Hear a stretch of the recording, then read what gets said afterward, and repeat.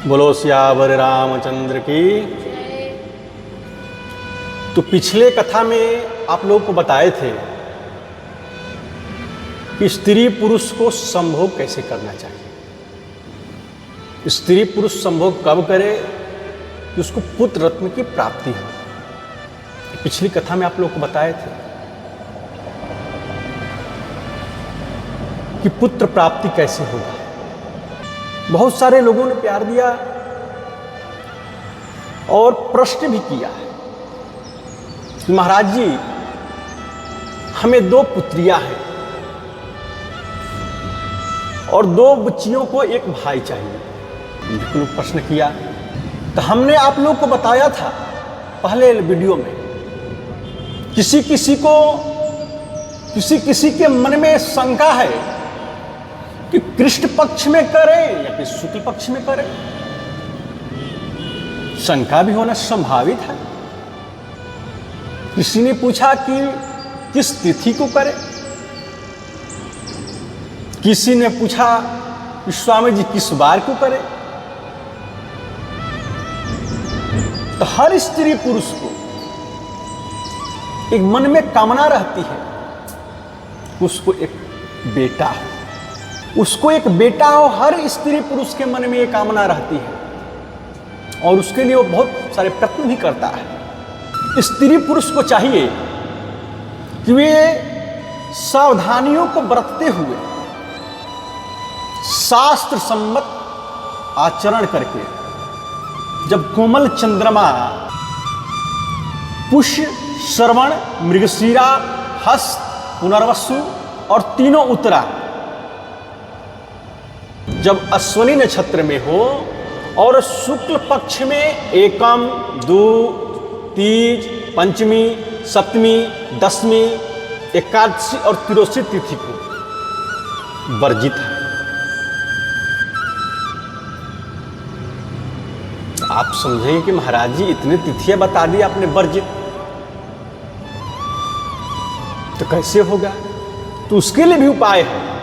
आप ध्यान से सुनिएगा ना तो आपको सब समझ में आ जाएगा। किसी के प्रश्न किया और किसी ने यह प्रश्न किया कि कृष्ण पक्ष में गर्भधारण करना श्रेयकर है कि नहीं है। तो हम आप लोगों को यह अवगत करा देते हैं कि कृष्ण पक्ष के 10वीं तिथि को छोड़कर एक तिथि, कृष्ण पक्ष की एक तिथि 10वीं को छोड़ देना चाहिए।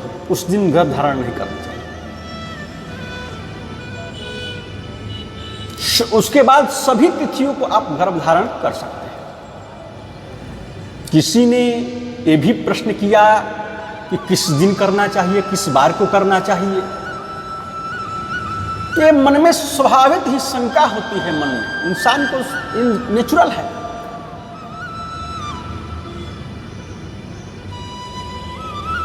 तो किस बार को गर्भ धारण करना चाहिए, तो आप वो सभी को, स्त्री पुरुष को ये बात बताना जरूरी है कि शुभ दिन जो होता है वो सोमवार, रविवार, मंगलवार और गुरुवार, ये श्रेष्ठकर वार है। ध्यान से सुनिएगा, सोमवार, रविवार, मंगलवार और गुरुवार, ये 4 बार में गर्भधारण संस्कार श्रेष्ठकर माना गया है। और गर्भधान से पहले स्त्री पुरुष दोनों को भगवान को विधि पूर्वक पूजन करना चाहिए। और यदि पूजन करना न सपरे तो किसी मंदिर में जाकर भगवान के सामने एक प्रार्थना करनी चाहिए। सच्चे हृदय से जो प्रार्थना करता है उसको भगवान सुनते हैं। भगवान के पास जाकर सब कुछ उनको अर्पण कर देना चाहिए। सब कुछ आपका है। और इस प्रकार से भगवान से आग्रह विनय अनुनय प्रार्थना करनी चाहिए, भगवान आपकी सुनेंगे। और इस संसार में जन्म मरण सब परमात्मा के ही तो हाथ में है। इसलिए परमात्मा को कभी ना बिसरे। नारायण की कृपा से ही सब कुछ प्राप्त हो जाता है संसार में।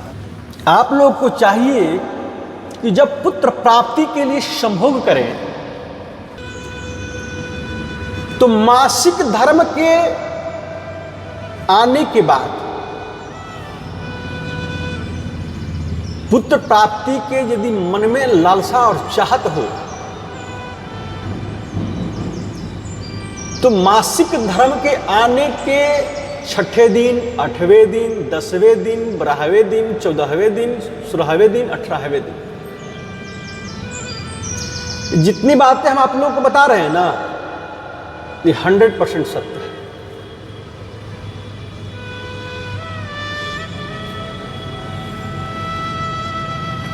ध्यान से सुनिएगा। 6ठे दिन, 8वें दिन, 10वें दिन, 12वें दिन, 14वें दिन, 16वें दिन, 18वें दिन, इनको कैलेंडर में एक मार्क कर दें और तिथि देख लें। जो वर्जित तिथि है उसको छाड़ दें। जिसको जानकारी नहीं है कभी कर सकता है, लेकिन जानकारी प्राप्त करके सही तरीका से करने से तेजस्वी यशस्वी पुत्र की प्राप्ति होती है। तो कैलेंडर में मार्का लगा दे और तिथि भी देख ले, साथ में बार भी देख ले। तिथि, बार और समय, ये तीनों को मिला लें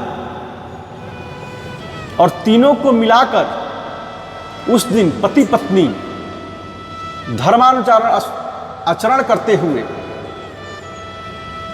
और शुद्ध आहार लेकर, ये नहीं कि पिज्जा बर्गर ये सब खाकर, ऐसा नहीं, शुद्ध आहार लेकर यदि स्त्री पुरुष संभोग करता है तो उसको अवश्य ही पुत्र की प्राप्ति होगी।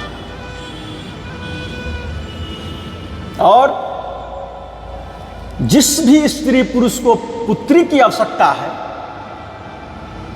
वो मासिक धर्म के आने के बाद 5वें दिन, 7वें दिन, 9वें दिन, 11वें दिन, 13वें दिन, 15वां दिन, 17वां दिन और तिथि को मिलाकर, बार को मिलाकर जब वो संभोग करेगा तो उसको अवश्य ही पुत्री की रत्न की प्राप्ति हो। यदि किसी के मन में शंका हो तो कमेंट में बता सकता है। और इस वीडियो को ज्यादा से ज्यादा शेयर करें, लोगों तक पहुंचे, लोग को जानकारी हो।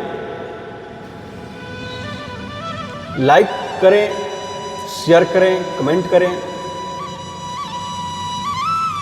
जय सीताराम।